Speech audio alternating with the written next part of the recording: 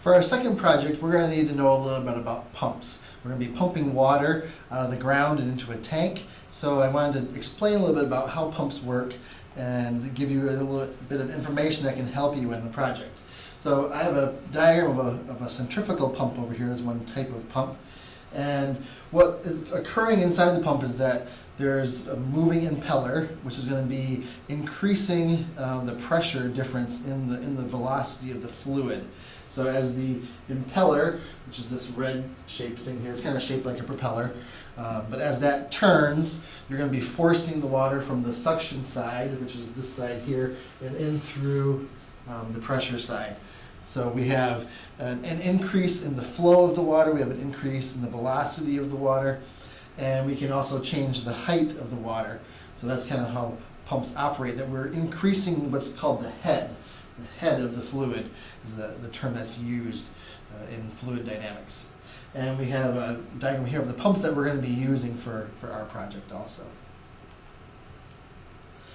And when we talk about the pump head, it's a term that's used which kind of relates to how much energy is in the fluid as it's moving. And a pump can be used to increase the head. And one way to measure it is by there's a piece of equipment here I'll show you a video on, but it's a way to measure the head by looking at how much a column of water can be increased due to the fluid flow through there.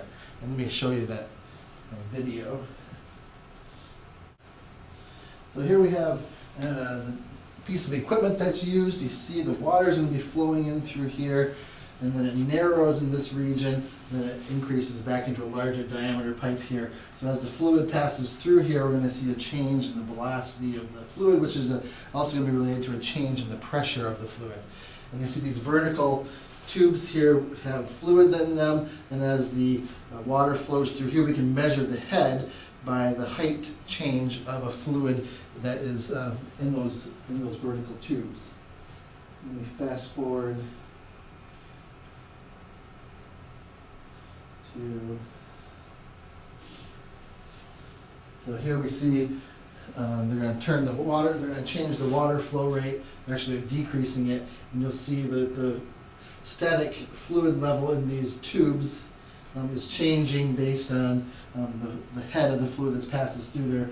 So as the narrow section, the velocity increased, we see that the vertical height is a little different than the vertical height of the water at a different location where the velocity is slower.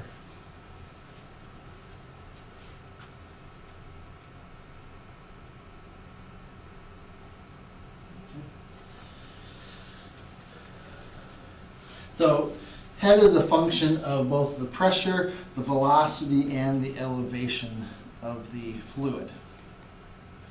And when we look at a specific pump, it's going to provide a certain amount of head or energy into the fluid that it's pumping. And the capacity of it is based on some of the physical components of the pump itself, the size, amount of energy that it takes, and the amount of energy it's going to induce into the flow. And we can see there's a schematic here of a diagram that it's kind of like what we're going to be using in our project, where we have the pump located underground, pumping water up into a tank. And so the specific properties of the pump itself will determine how much head can be gained by the fluid that we're pumping, or how much velocity change or flow rate change can we get, and how much elevation change can we get in that fluid. Some equations that go behind what's happening, and to kind of describe the physics of it, the engineering behind it, is that we can use some fluid dynamics to develop these, and we end up with some terms called the velocity head, the pressure head, and the elevation head. And those are all components of the total head of the fluid.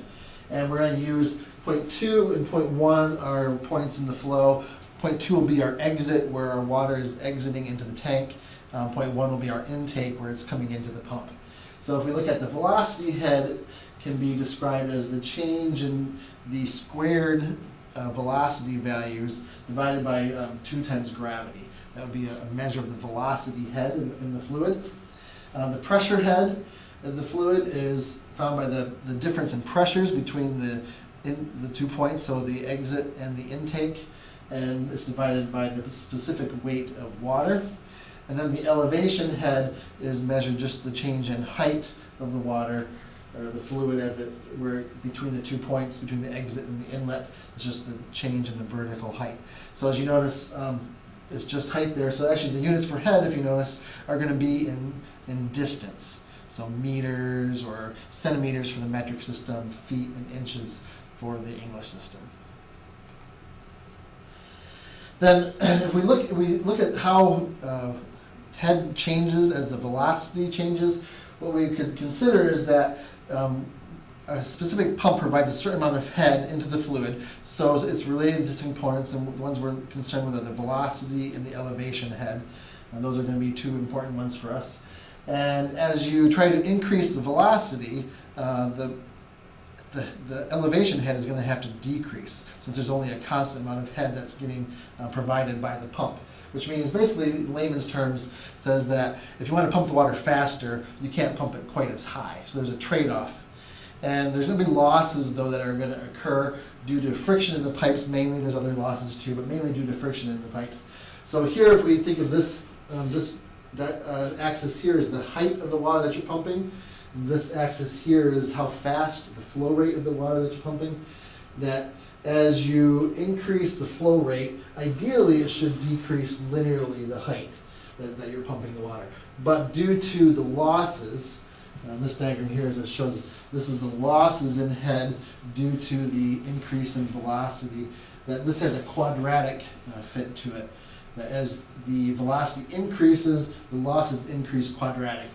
The losses increase by some function that's related to the Q is the flow rate of the fluid. And so the height that we're going to be able to pump isn't going to be linear related, it's going to decrease quadratically due to those losses. And when you look for pumps, the manufacturers usually display the information about them in these graphs. They call it a pump curve. And for a specific pump, it can provide a certain amount of head, as we said before. So it's going to be based on some of the physical properties. For this set of graphs here, this is the 10 SQE-NE series of pumps. And each of these curves, there's 7 of them here, represents a different pump in that series, and which is mainly due to the difference in the impeller size. The impeller has a different size. A larger impeller will induce more head into the fluid. And you can use these diagrams then to investigate what is going to happen as you're pumping fluid through this pump, or you can use it for picking out a pump. That's what we're going to be using it for, is selecting a pump.